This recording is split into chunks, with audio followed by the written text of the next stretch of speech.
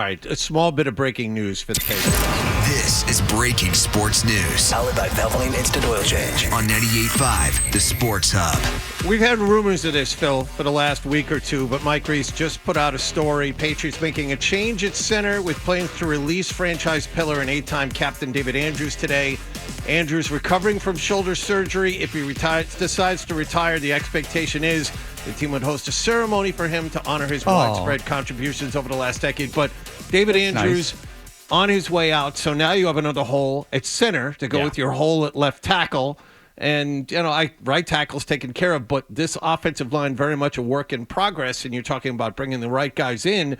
In the meantime, your franchise quarterback, who is currently making no money, that's the advantage you have over a lot of other teams, is going to get the stuffing knocked out of him.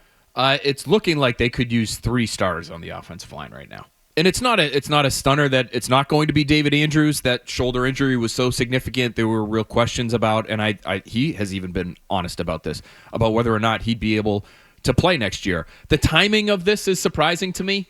And I had heard rumblings about this as well. And, it's so early in the offseason, and David Andrews is not breaking the bank, and the Patriots have plenty of money to spend. There was no, in my opinion, real need for urgency with this.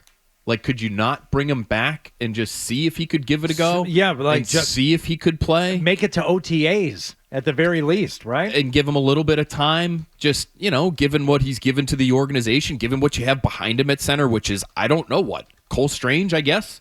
Like, we'll see if that experiment continues to work. So, bigger picture, you have 3 slots on the offensive line to me, center, left guard, and left tackle, that are not yet spoken for. And that's a problem. In 3 to 4 games, you're going to need a right tackle, too. So you're going to need depth at that offensive line because Morgan Moses is not playing 17 games at his age. He's tough, but he's not going to do it.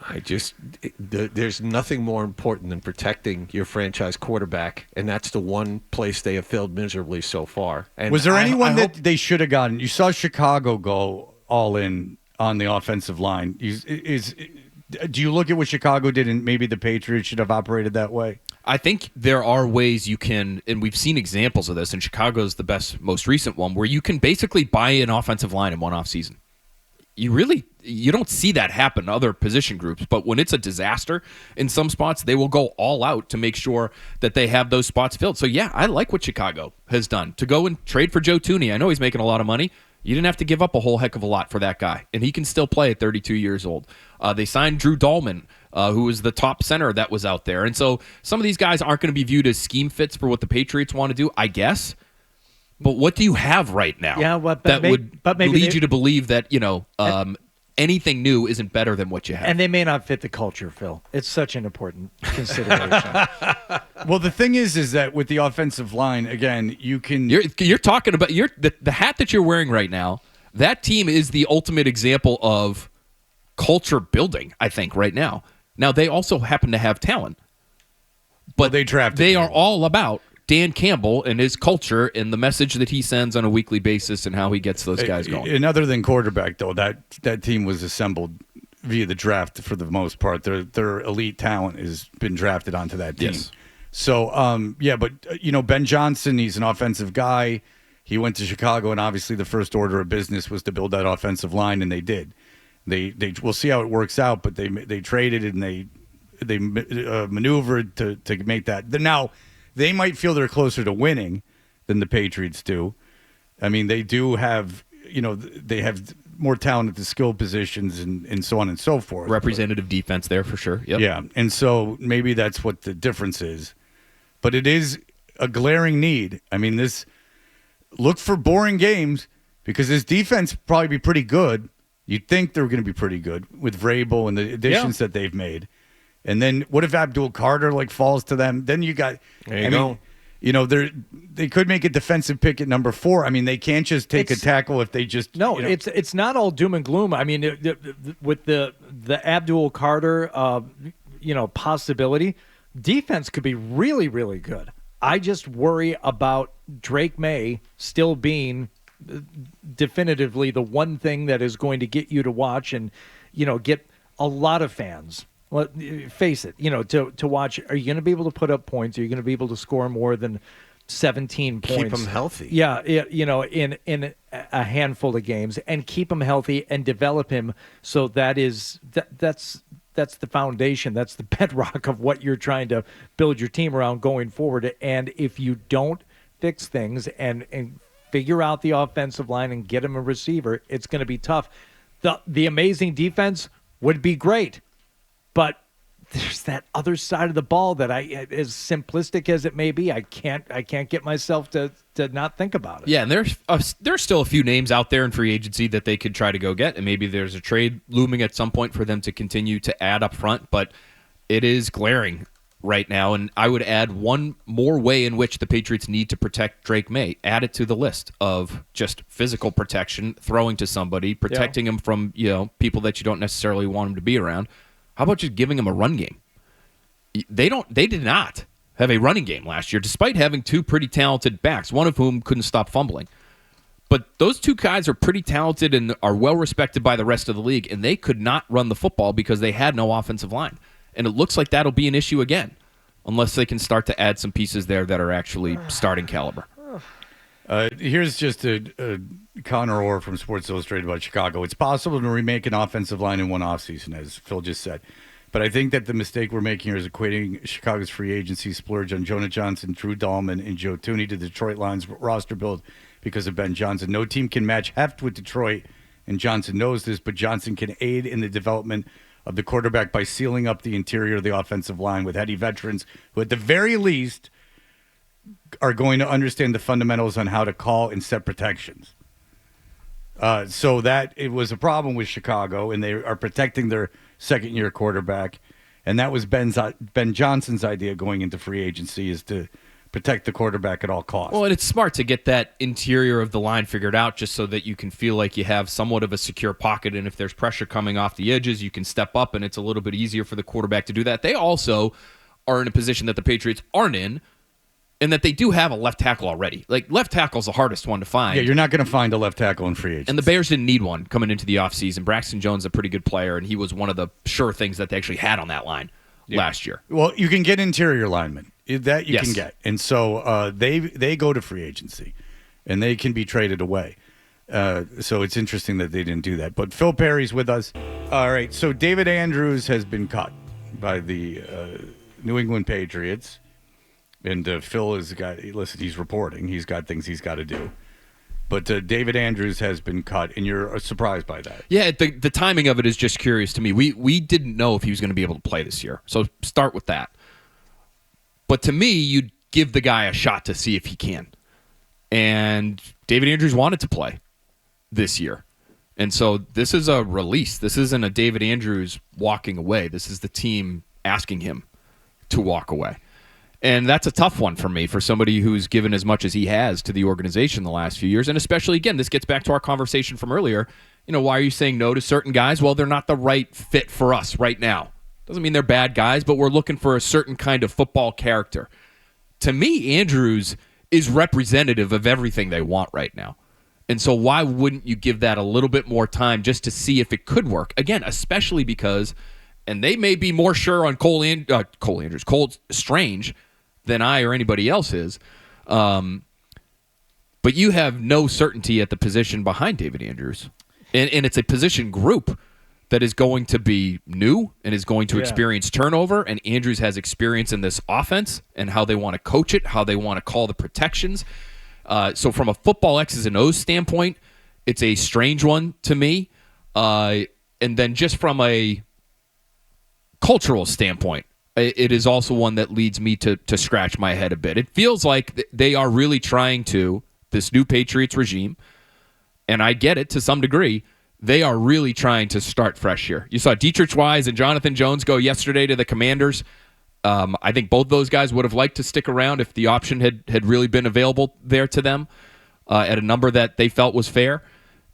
And so now you're seeing Wise, Jones, and Andrews, guys who are either captains or captain-like, all removed from the organization basically within a 24-hour period. Look, I'm glad you said it, Phil, because when it comes to the culture, I really don't want to hear anything else about, the right culture guys and bringing them in if you're going to do this to David Andrews. it may not be important to you as a fan or you personally if Drake May or somebody wasn't there when Mike Vrabel got introduced as a head coach, but David Andrews was there, wasn't he? Didn't he like show up? Hasn't he been in the building? Hasn't he been rehabbing around Foxborough? David Andrews and Joe Cardona were the two guys that were there. Yeah, so he's one of these culture guys. He's one of the guys that has stayed in town, is doing everything, and he said at the end of the season, I want to be there, I want to play, I want to go to OTAs and camp, and I might not be able to do it. But I hope they'll give me the chance, and if they go in a different direction, that would really suck because – this is what I do and this is what I continue to do. So he's been around, and I don't know if he's around at this moment. I mean, I don't know if he's in town to actually get the notification, but that would double suck to do that to a guy who may have be gone out of town for a few days and say like, oh, by the way, no, don't bother coming back. That's bush league. You're saying if there was a situation where he was not told to his face. Correct. Okay. It's a small thing. No. But if you're going to tell me in one, aspect of this team and the building going forward that, they're all about, the culture and about trying to, create this thing to build this this atmosphere, he's one of those guys. And you can't, on the other hand, maybe dismiss him unceremoniously and say, oh, we're all about, culture and having the right people in here. Yeah, it's just been a team that's really been lacking leadership of late. And I think, David Andrews has been sort of one of the few guys that has been pulling in what I think any head football coach would say is the right direction.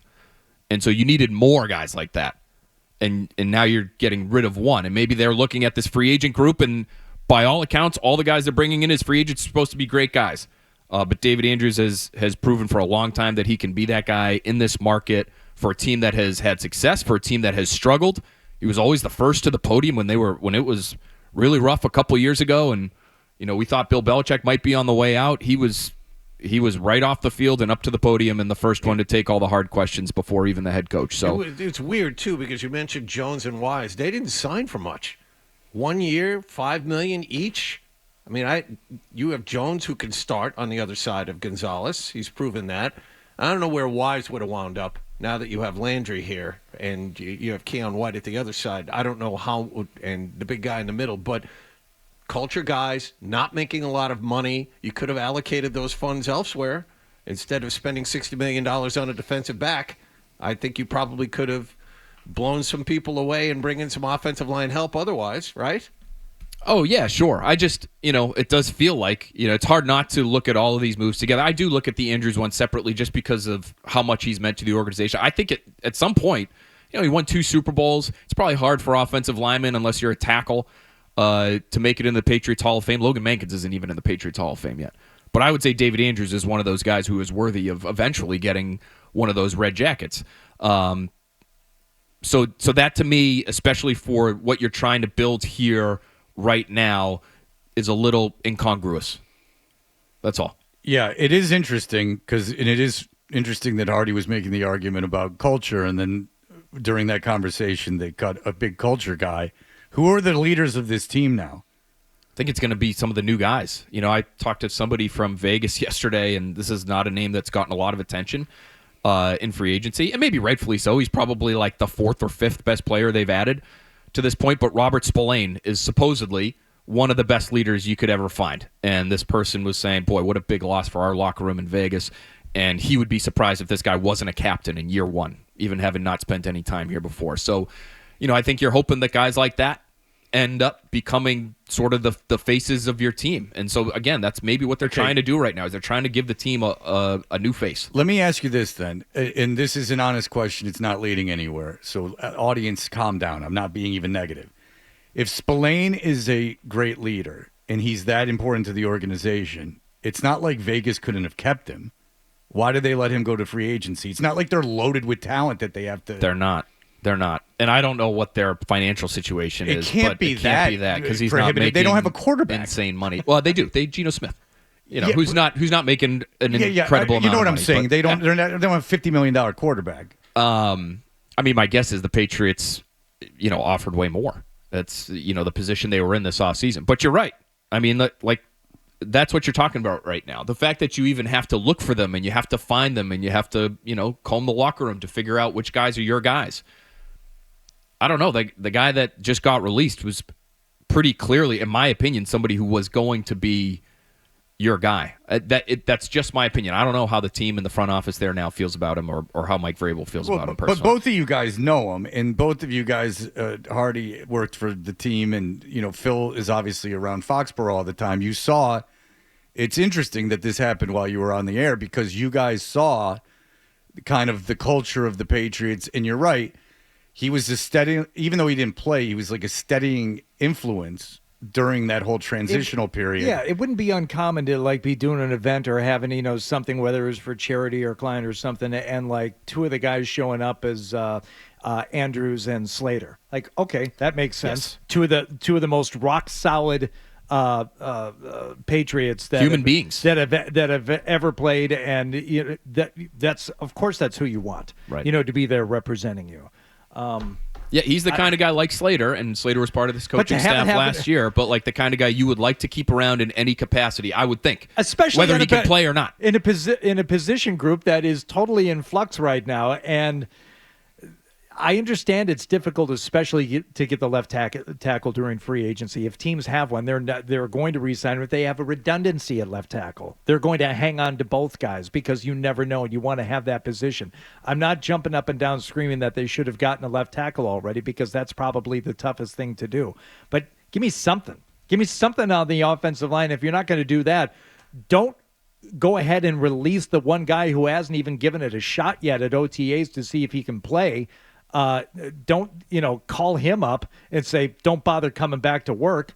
That's terrible. That's just dumb. And I'm sure he'll whenever he says his goodbyes to the organization, he'll take the high road and he'll say this is how business is done in the NFL, and I'm at a certain age right now. But if anybody is going to be able to come back and play for that shoulder injury, my guess is it would be David Andrews if he does want to come back and play from that shoulder injury. So again, I would have been someone, when you're in this sort of delicate position that you are right now, trying to build a certain something when it comes to feel and trying to establish your values, that would have been a person that I would be more than willing, to dedicate a little bit more time to. Okay. One of the things we had discussed earlier in the week is how many first-round picks they end up getting for Joe Milton.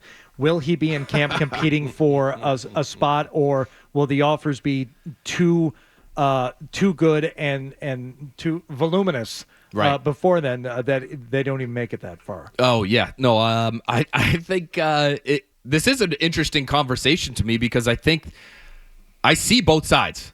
I don't think I see both sides. I do see both sides to this, whereas on the one hand, you have a developmental player who, if you keep him around and you continue to develop him, if something bad happens to your starting quarterback, maybe you have somebody viable there.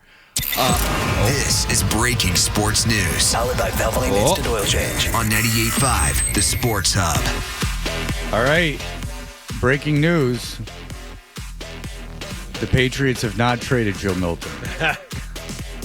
He's still on the roster. Thank you.